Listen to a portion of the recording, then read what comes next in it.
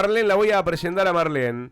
Ella les va a contar, porque muchos acá en Santa Fe van a decir Urribarri, van a recordar que, Carlos, el gol de Bruno Urribarri de tiro libre, porque acá todo te lo marcan, viste, Sí, a sí. nivel futbolístico.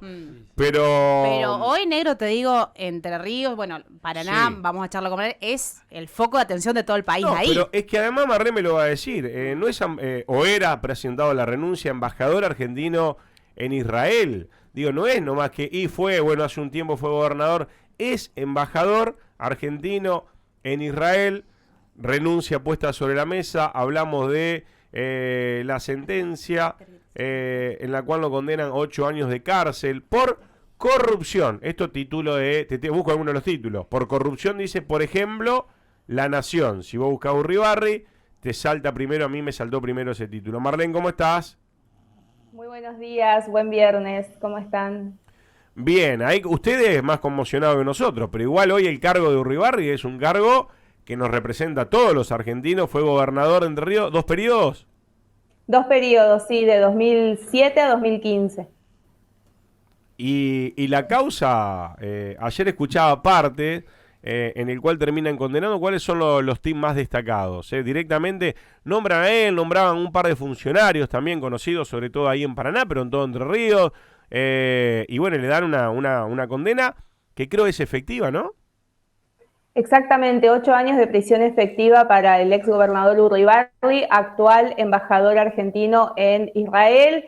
Decimos actual entre signos de interrogación, podríamos decir, porque como bien decías, anoche, después de conocerse la sentencia, puso a disposición su renuncia, que ya fue aceptada por el presidente, si bien no fue informado de manera oficial. Uh-huh. Fuentes de Casa de Gobierno aseguraron que después de una charla que tuvo el canciller Santiago Cafiero con el presidente anoche, habría aceptado esta renuncia. Seguramente en el transcurso del día va a haber más novedades, pero bueno, una jornada histórica ayer por esta mega causa que reunía en sí misma 5 causas de corrupción contra el Estado entrerriano, 13 personas imputadas. Sergio Urribarri, el exgobernador, obviamente la figura más importante, pero también fueron condenados su ex ministro de Cultura y Comunicación, Pedro Báez, y Juan Pablo Aguilera, que es cuñado del gobernador y es actual empleado del Senado Bien. aquí en la provincia. A ver, Ellos, tus colegas habrán tenido,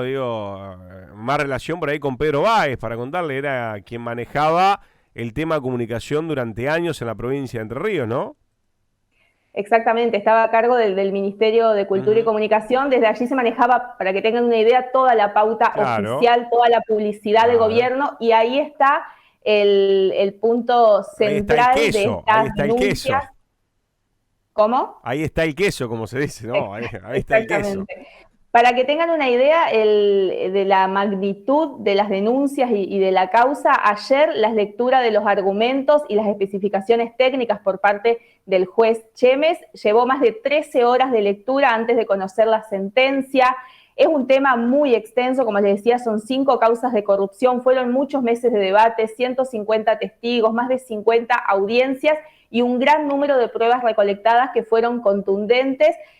Algunos de los puntos más importantes para entender de qué iban las denuncias: Juan Pablo Aguilera, que es cuñado del exgobernador, como decíamos, Uh-huh. creó 2 empresas de publicidad Me durante el tocó. gobierno de Urribarri e impresiones para monopolizar de alguna manera las contrataciones de publicidad en la vía pública del gobierno. Bueno, pero una agencia de publicidad, yo no sé si no está mal tener una agencia de publicidad. No. ¿Desde cuándo tener una agencia de publicidad es un hecho de corrupción, Marlene? El problema era que Ah, se redireccionaba todos los no trabajos, sabía, ¿no?, de publicidad del gobierno no hacia sabía. esa empresa, que mantenía como socio oculto a Aguilera, tenía por supuesto testaferros. Esto fue confirmado durante el proceso de investigación, y en esta primera causa nomás el daño contra las arcas públicas ascendió a más de 12 millones de pesos. Después hay una segunda causa donde también se investigó la adjudicación de publicidad a 18 medios gráficos del país a una empresa que, cuando recibió el beneficio, todavía no estaba constituida como tal, tampoco aparecía en la lista de proveedores del Estado, es decir, una empresa fantasma a la que se Claro. direccionaba todos los trabajos de publicidad. ¿Ya? Otra de las causas que se investigó, y esta quizás es la más conocida por todos, por decirlo de alguna manera, por por la trascendencia pública que tuvo, es la titulada Sueño Entrerriano. Muchos recordarán este eslogan de campaña que utilizó Urribarri para posicionar su imagen como candidato presidencial para las elecciones de 2015, elecciones de las que finalmente se bajó después de que Cristina Kirchner en ese momento pida a todos los candidatos que se reduzca el número de nombres y que se centren en la figura en Daniel Scioli, que finalmente fue el candidato. Bueno, esta causa de Sueño Entrerriano acumula 3 expedientes importantes. Por un lado, una solicitada contra los fondos buitres, que fue una publicación en 2014 en 18 diarios nacionales para pedir que todos los sectores se unan en contra de los fondos buitres. Para esto se pagaron 4 millones de pesos. Hablamos siempre de plata del Estado entrerriano, ¿sí? Del pero pará, y hablamos de 12 millones, 4 millones de aquellos años. Exactamente, estamos hablando de 2014, 2015. Uno me dirá 12 millones, es plata, pero bueno, negro, más allá que no corresponde. Y 12 millones de hace 10 años atrás era un poquito más que ahora. Era un número, claro. Para que tengan una idea, en total de toda esta mega causa, la justicia estimó un desvío de fondo por más de 9 millones de dólares. Ahí está, dólares. Me lo pasaste a dólares, 9 millones de dólares. Yo hice la conversión a pesos y no entraban los ceros en la calculadora del celular. Te asustaste, por eso te digo, vendé el cartelito publicitario. El de ahí atrás, por ahí te aparece la empresa de el cuñado, ¿era? El cuñado. Que manejaba publicidad, que justo se ve que durante chico se le dio por estudiar publicidad, después se encuentra que el cuñado dice, mirá qué suerte que tuvimos, es el gobernador y aparte hay una empresa que maneja publicidad, que llega además con Entre Ríos a muchos lugares con el turismo de Entre Ríos, pero no deja de ser una publicidad del Estado, como dice Marlene, ¿no? 9 millones de dólares. Tomá mate. Bueno, y en esta causa de Sueño Entrerriano, escuchen esto, otros de los 2 expedientes que forman parte de esta causa en particular, recordemos que son 5, esta del Sueño Entrerriano también está la organización de la Cumbre del Mercosur, que se hizo acá en Paraná en 2014, y la instalación del parador en las playas de Mar del Plata, un parador que promocionaba justamente la imagen pública de Urribarri como precandidato presidencial. En este caso, la hipótesis acusatoria sostuvo que a través de gastos del gobierno de Entre Ríos se financió la campaña para posicionar la imagen de Urribarri, es decir, que se utilizaron fondos públicos para un interés netamente particular y que estuvo camuflado como un acto de gobierno. Y respecto a la cumbre de Mercosur, quedó demostrado también durante la investigación que tiempo antes de iniciarse el proceso de contratación en el marco de la organización de la cumbre, ya se había dado inicio a la negociación con una empresa a la que finalmente se le adjudicó la contratación por decreto. Para esto se apartaron más de 28 millones de pesos de las arcas del Estado y para el parador de Mar del Plata que mencionábamos recién, 15 millones de pesos. Datos, bueno, que surgen de la investigación de esta mega causa, todas relacionadas, bueno, a la malversación de fondos, ¿no? Y a al direccionamiento de la plata del Estado para determinadas empresas, algunas de las cuales no existían. Y bueno, la condena entonces para Sergio Urribarri, que además de los 8 años de prisión efectiva, también se le impuso la inhabilitación perpetua para ejercer cargos públicos y una multa por 180.000 pesos, que bueno, no sería nada, ¿no? Al lado de las no cifras. Sé, a mí me mordé 180 y no sé de qué va a vivir ahora, ¿eh? La verdad que ahora no sé de qué va a vivir. Le contamos a la gente, se lo paso, toda la volteada de esta plata de hoy, que Marlene agarró una calculadora y no le entraba, si vos agarrás el teléfono te va a aparecer una E, una Z, una Q, son 1.800 millones de pesos. 1.800 millones de pesos. Y lo concateno bien la Argentina, las diferencias, ¿no?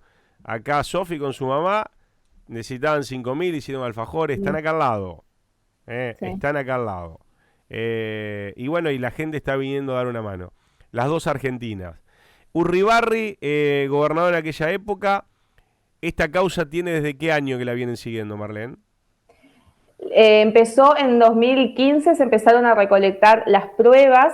Y el juicio comenzó en septiembre del año pasado. Como decíamos, fueron muchos meses de debate, muchos 150 testigos que pasaron por el al 2015, ¿no? ¿Y es embajador argentino de Israel desde qué año?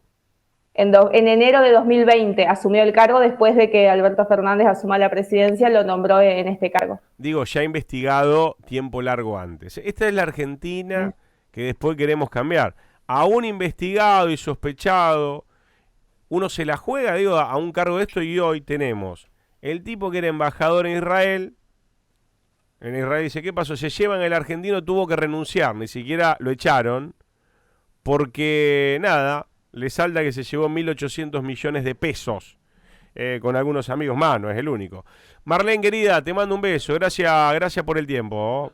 Bueno, para que lo tengo a Chicho, te quiere preguntar algo. Perdón, yo justo estaba afuera con el tema de viendo lo más importante que es lo de Sofi. Y en su momento, el gran anuncio, no sé si lo dijeron, del Estadio Único de Paraná.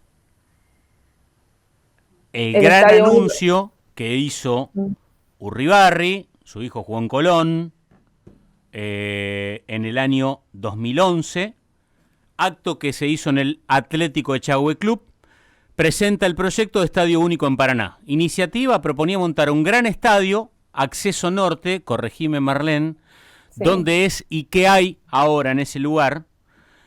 Donde hoy están los terrenos del Botánico, ¿puede ser?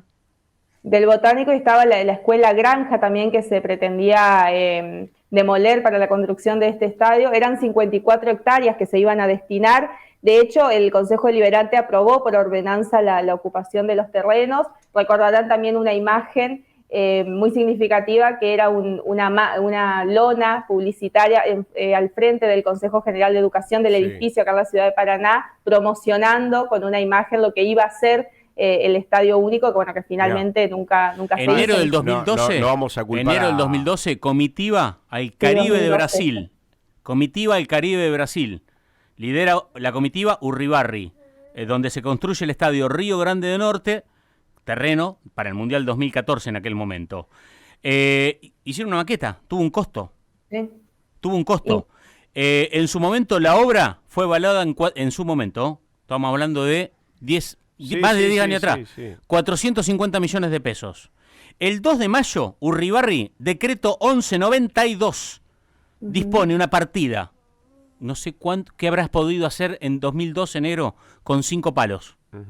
Una partida dispone 5 palos que para gasto de fotocopia, claro, fotocopia, librería e insumo en general. La plasticola, tenés que armar una maqueta. Yo la plasticola no te toma. Y pasa que por ahí agarrá compra Topolino. Y después te dice, no, hay que volver a comprar porque era boligoma. Topolino no te la toma, te dice. La cartulina no te la toma Topolino. Porque es rara la cartulina. Y ahí empezás a hacer un quilombo. Bueno, lo pasó a dólares, bien Marlene, 1.800 millones, para actualizar la suma general, 1.800 millones de pesos actuales. Marlene, querida, un beso. No más preguntas, señor juez. Un beso, buen fin de semana.